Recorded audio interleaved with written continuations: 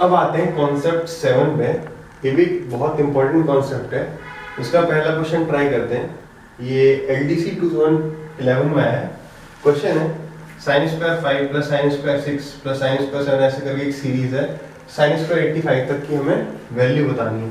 दो इस क्वेश्चन में होता क्या है कि पेयर बनते हैं और वो पेयर ऐसे होते हैं कि दोनों का सम 90 डिग्री हो जाता है। जैसा कि आप देख रहे हो कि यहाँ पे साइन स्क्वायर 5 है और यहाँ साइन स्क्वायर 85 है। तो 5 और 85 कितना हो रहा है 90। ऐसे ही 84 और 6 कितना हो रहा है 90। 7 और 83 कितना हो रहा है 90। तो अगर हम देखें तो पहली टर्म जैसे साइन स्क्वायर 5 है, फिर मान लो साइन स्क्वायर 6 है, ऐसे करके sign square 84 plus sine square 85 degree है। तो इसमें जैसा कि बोला कि इन दोनों का जो सम होगा वही इन दोनों का होगा एंगल में। 5 और 85 90, 84 और 6 भी 90, ऐसे करके 90 बनते जाएंगे। तो ये sign square 5 plus sine square 85 कितना होता है 1 होता है। कैसे? क्योंकि ये है sign square 5 plus sine square 85 और साइन स्क्वायर 85 को मैं क्या लिख सकता हूं कॉस स्क्वायर 5। कैसे? 90 माइनस 85 और ये साइन स्क्वायर 5 है। तो sine square 5 plus cos square 5 जो 1 हो गया। ऐसे ही sine square 6 plus sine square 84 ये भी 1 हो जाएगा। क्यों? क्योंकि ये हो गया साइन स्क्वायर 6 और इसको क्या लिख सकते हैं 90 माइनस 84 यानी 6, यानी इसे लिख सकते हैं cos स्क्वायर 6। तो sine square 6 plus cos square 6 कितना होगा ये भी 1 हो गया। तो ऐसे क्वेश्चंस का आंसर क्या होता है? ऐसे क्वेश्चंस का आंसर होता है नंबर ऑफ टर्म्स, यानी जितनी हमारी टोटल टर्म्स हैं अपॉन 2, ये हमारा आंसर होता है ऐसे क्वेश्चंस में। अब अगर मान लो मेरे पास मान लो 12 टर्म होती तो आंसर क्या होता 12/2, यानी कि आंसर हो जाता हमारा 6। लेकिन अगर 13 टर्म होगी तब आंसर क्या होगा भाई? तब आंसर हो जाएगा 6.5। ठीक है। अब हमें लगेगा यार ये हाफ आ क्यों रहा है? ये हाफ सिर्फ और सिर्फ साइन स्क्वायर 45 की वजह से आएगा। साइन स्क्वायर 45 की वजह से, आपको जाना जरूरी नहीं है लेकिन फिर भी साइन स्क्वायर 45 की वजह से हाफ आ रहा है। साइन 45 की वैल्यू 1/√2 और उसका स्क्वायर हाफ। हर बार या तो बीच में साइन स्क्वायर 45 होगा, जब ऑड होंगी डिजिट्स तो साइन स्क्वायर 45 ही है जो बीच में होगा। अगर टर्म्स 12 हो रही है इसका मतलब है कि साइन स्क्वायर 45 है ही नहीं पूरी सीरीज में।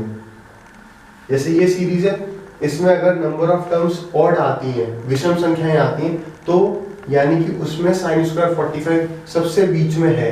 अगर इवन आती है, सम संख्याएं आती हैं टोटल कुल, तो यानी ये वहां ये है ही नहीं बीच में। जैसा हमने एवरेज में पढ़ा था कि साइन स्क्वायर 45 ठीक बीच में, दो इधर टर्म्स है तब तो ये बीच में। अगर टोटल 4 ही टर्म्स हैं तो साइन स्क्वायर 45 होगा ही नहीं।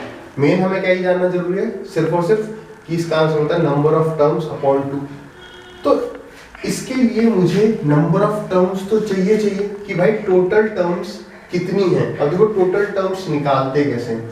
टोटल टर्म्स निकालने के लिए बेस्ट तरीका जो है, नंबर ऑफ टर्म्स अगर निकालनी है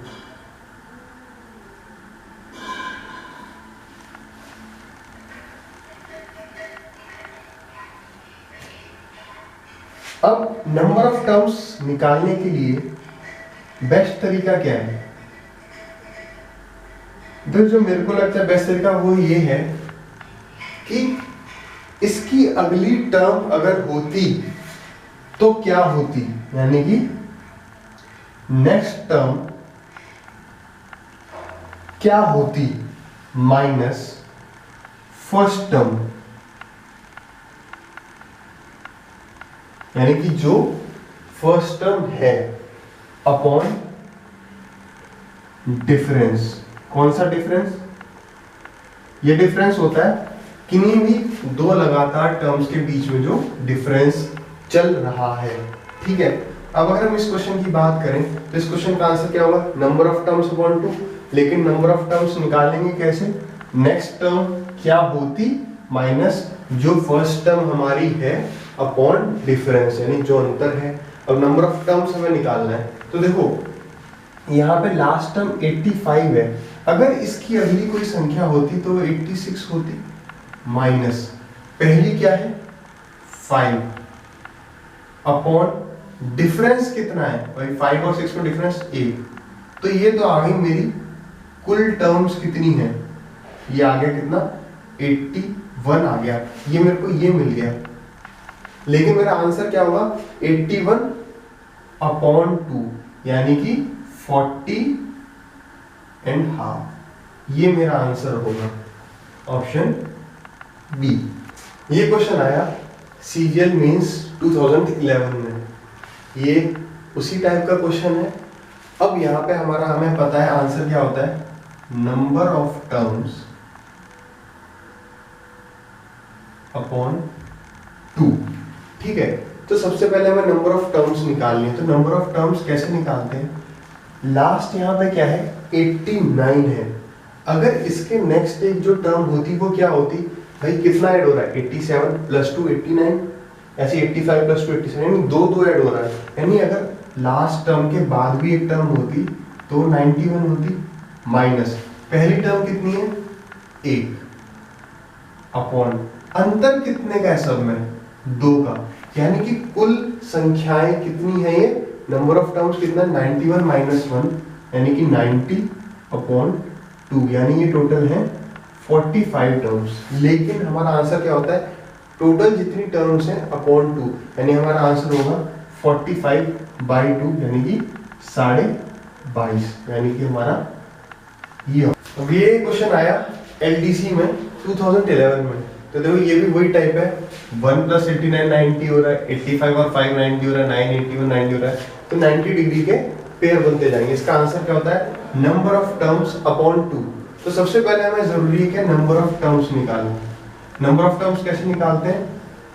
जो ये टर्म है उसके नेक्स्ट टर्म क्या होती, तो कितने ऐड हो रहे हैं? सब में 4 4 4 ऐड हो रहे हैं, यानी 89 की अगली अगर टर्म होती तो 93 होती, माइनस फर्स्ट टर्म क्या है?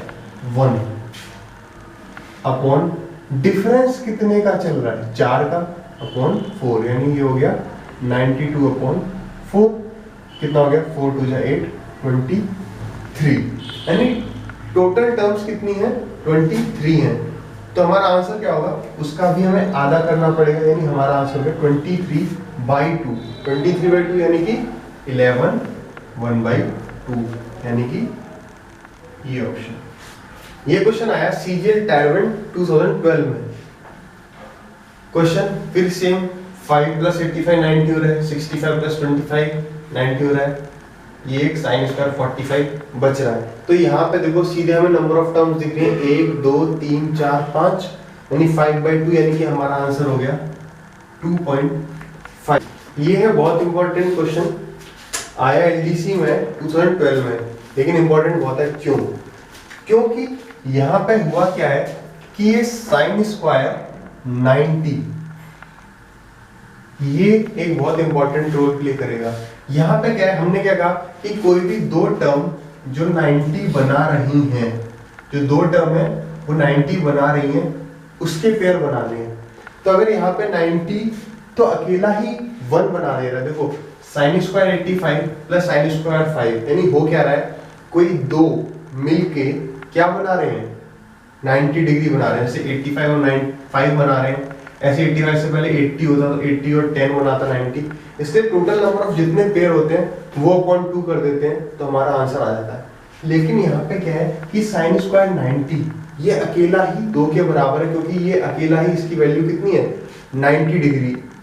तो अब करेंगे क्या, या तो हम माने कि हमारी सीरीज यहीं तक है, ठीक है, और उसमें अगर यहाँ तक सीरीज होती तो जो आंसर आता उसमें हम 1 ऐड कर देंगे, ये ज्यादा अच्छा तरीका है।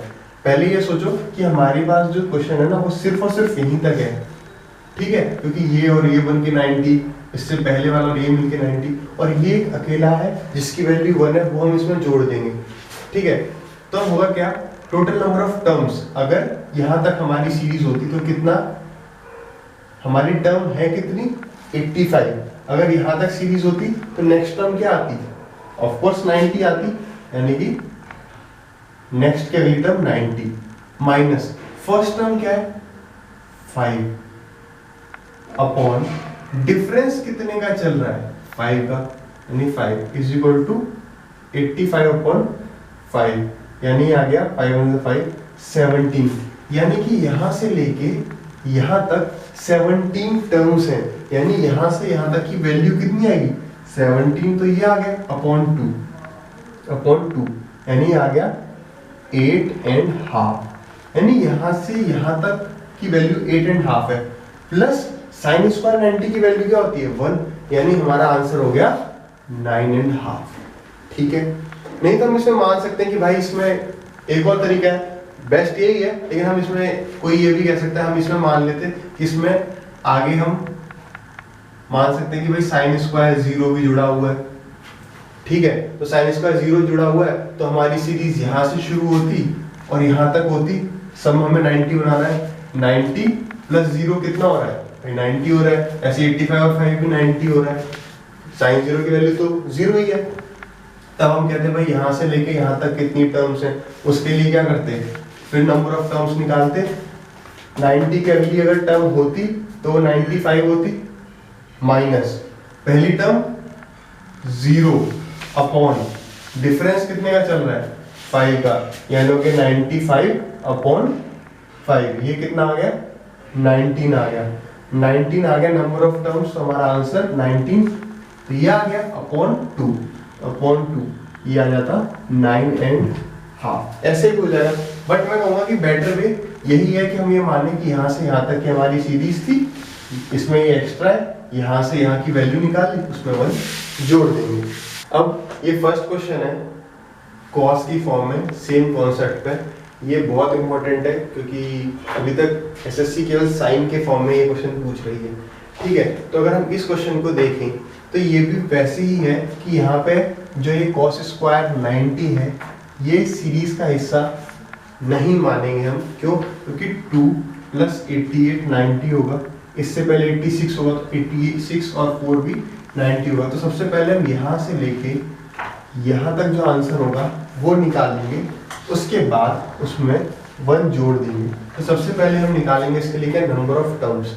नंबर ऑफ टर्म्स निकालने के लिए कैसे निकलेंगे, आखिरी टर्म की अगली टर्म क्या होती, यहाँ तक हमने माना कि ये हमारी आखिरी टर्म है अभी, तो इसकी अगली टर्म होती क्या 90 माइनस फर्स्ट टर्म क्या है 2 अपॉन डिफरेंस कितने का चल रहा है 2 का, यानी हो गया 88 अपॉन 2 यानी कि 44 हो गया। अब 44 अपॉन ये 2, ये हमारा यहाँ से लेके यहाँ तक का टोटल सम होगा।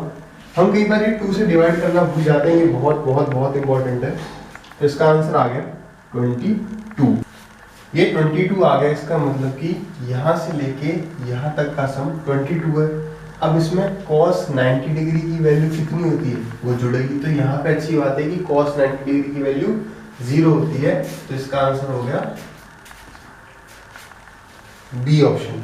अब ये क्वेश्चन आया एसएससी सीपीयूएसआई 2012 में, ये कॉन्सेप्ट 8 का फर्स्ट क्वेश्चन है, ठीक है। तो ये क्वेश्चन क्या है कि tan 7 degree into tan 23 degree into tan 60 degree into tan 67 degree into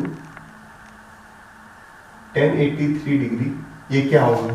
तो इस क्वेश्चन में होता क्या है कि ये फर्स्ट टर्म और ये लास्ट टर्म ये आपस में पेयर बनाती है और कट जाती है, और ऐसे ही ये दोनों कट जाएंगे और आंसर हमेशा बीच वाला आता है, ठीक है। बीच वाला ना आए तो हो सकता है साथ में tan 45 भी दिया होता है इसी सीरीज में, tan 7 tan 23 tan 45 tan 60 tan 67 tan 83, तो ये और ये कैंसिल होते, ये और ये कैंसिल होते, और tan 45 इंटू tan 60 बच जाता। वो चीज कैसे देखते हैं, देखो tan 7 है, ये tan 83 है। tan 83 को मैं लिख सकता हूँ cot 90 माइनस थीटा यानी 90 माइनस 83 यानी cot 7 डिग्री। और cot 7 डिग्री को मैं ये लिख सकता हूँ 1 अपॉन tan 7 डिग्री। अब आप ये देखो, इसको और इसको मैं मल्टीप्लाई करता tan 83 यानी cot 7 यानी इसको, तो इससे ये कैंसिल हो जाता,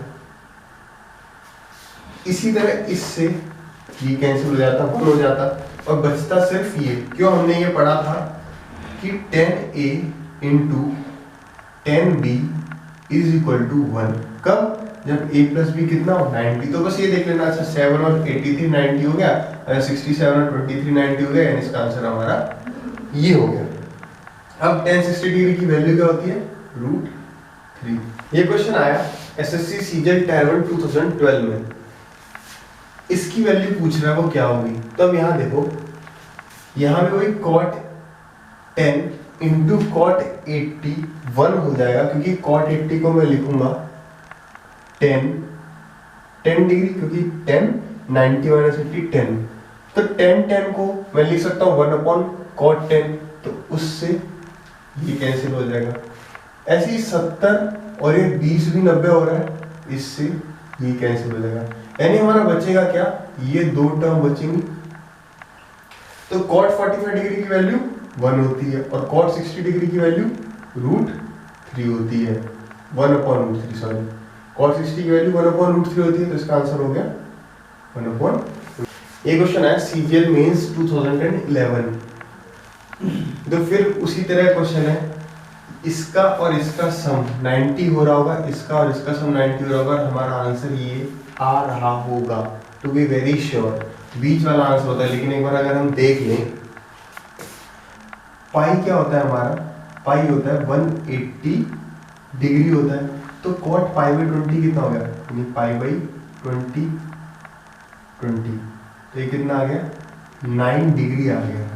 यानी कि ये हमारा क्वेश्चन बन गया cot 9 डिग्री इंटू ये 3 पाई बाई 20 है, ये देखो ये पाई बाई 20 है, यानी ये भी 9 है, यानी 9 3 27 cot 27 इंटू ये पाई बाई 20 यानी इसकी वैल्यू भी 9, यानी cot 9 5 45 डिग्री इंटू ये भी पाई बाई 20, ये भी 9, ऐसे ये पाई बाई 20 और ये भी 9 आएगा। तो 7 9 63 यानी cot 63 degree into cot 81 degree. अब इसमें देखो 9 और 81 90 हो रहा है, 63 और 27 90 हो रहा है, यानी केवल ये टर्म बचेगी, ये इसको काट देगा, ये इसको काट देगा, इसका आंसर आ जाएगा cot 45 डिग्री, यानी कि आंसर आ जाएगा 1। ये क्वेश्चन आया एसएससी सीपीयूएसआई 2012 में, ये भी वही टाइप का क्वेश्चन है। देखो tan 35 और यहाँ पर tan 55, 55 और 35 कितने हो रहा है 90 हो रहा है, यानी कि ये बन जाएगा cot 35, ये tan 35 है, आपस में कैंसिल हो जाएंगे, यानी कि हमारा आंसर क्या आएगा tan 45, यानी कि tan 45 की वैल्यू क्या होती है 1।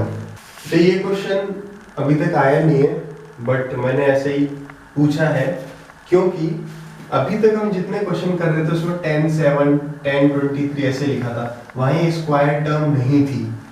लेकिन क्या इस स्क्वायर से कोई फर्क पड़ेगा, रियल बात है बिल्कुल फर्क नहीं पड़ेगा। अभी भी ये 83 और 7 जैसे 90 हो रहा है, ये 23 और 67 90 हो रहा है, इससे ये कट जाएगा, इससे ये कट जाएगा और हमारा आंसर tan स्क्वायर 60 आएगा। बस अब इतना फर्क पड़ेगा। जैसे होगा क्या कि tan स्क्वायर 83 को मैं लिख सकता हूँ cot स्क्वायर 83 यानी 90 माइनस 83, यानी कि ये लिख सकते हैं हम cot स्क्वायर 7 डिग्री। ये हमने पहले ही बात की थी भाई, tan 83 अगर होता तो आता cot 7, tan 83 मतलब कि cot 7, यहाँ स्क्वायर है तो बस यहाँ भी स्क्वायर आ जाएगा।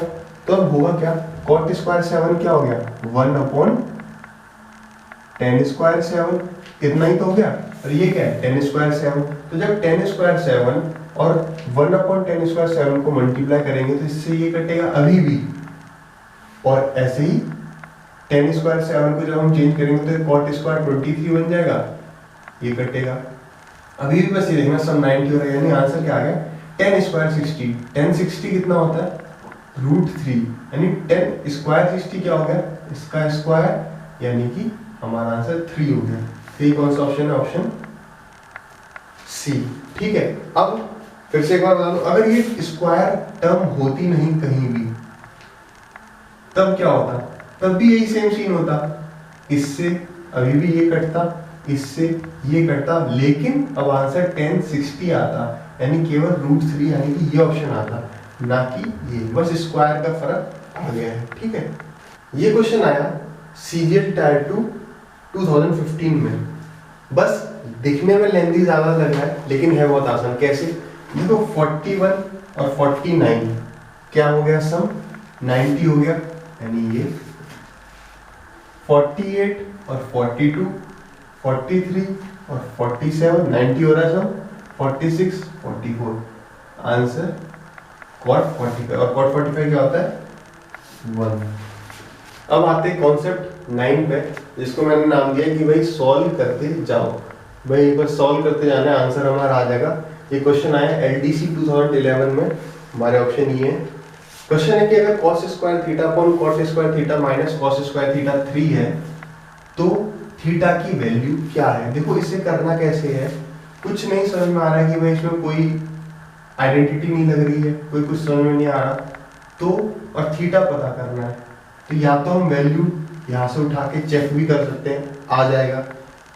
दूसरा तरीका क्या है, चेक कर दोगे 30 वैल्यू डाल दो, फिर 30 यहाँ सब में डाल दोगे, 45 60 90 आंसर पक्का आएगा। लेकिन अगर सॉल्व करें आगे तो थीटा पता करना है। कॉट स्क्वायर को हम क्या लिख सकते हैं, खोल दो उसे, जैसे cos square theta upon cot square theta को लिख सकते हैं हम cos square theta upon sine square theta minus cos square theta is equal to 3। ये मुझे दिया है। अब मैं न्यूमरेटर में और डिनोमिनेटर में दोनों को कॉस स्क्वायर थीटा से डिवाइड कर देता हूँ। जैसे ये डिवाइड कर दिया कॉस स्क्वायर थीटा से, यहाँ भी आ गया कॉस स्क्वायर थीटा, तो यहाँ भी आ जाएगा कॉस स्क्वायर थीटा। ठीक है, अब इस कॉस स्क्वायर थीटा से ये गया, इस कॉस स्क्वायर थीटा से ये गया, और इससे ये गया, यानी हमारा बचा क्या 1 अपॉन, यहाँ क्या है 1 by sine square theta, 1 by sine square theta minus 1 is equal to 3। और 1 बाई साइन स्क्वायर थीटा क्या होता है, साइन थीटा का उल्टा होता है कोसेक थीटा, यानी 1 बाई साइन स्क्वायर थीटा को मैं लिख सकता हूँ कोसेक स्क्वायर थीटा। यहाँ 1 है, अब क्रॉस मल्टीप्लाई कर देते हैं, ये इससे ये इससे, तो हमारा हो क्या गया, इससे इसे किया 3 into cosec square 3 cosec square theta minus 3 into 1 3 is equal to 1। ठीक है, यानी कि आ गया cosec square theta is equal to 3 cosec square theta is equal to -3 उधर जाके प्लस करेगा तो 4 आ गया, ये 3 इधर जाके डिवाइड, यानी कोसेक स्क्वायर थीटा 4/3 है। अगर मैं दोनों तरफ रूट लगा दूं तो होगा क्या, रूट के बाद जो आएगा वो होगा क्या, स्क्वायर रूट तो हट गया, यानी हो गया cosec theta is equal to 4 का रूट 2 अपॉन रूट 3। अब कोसेक थीटा की किस वैल्यू पे हमें मिलता है 2/3, वो है कोसेक 60 इज इक्वल टू 2/3, तो हमारा सी ऑप्शन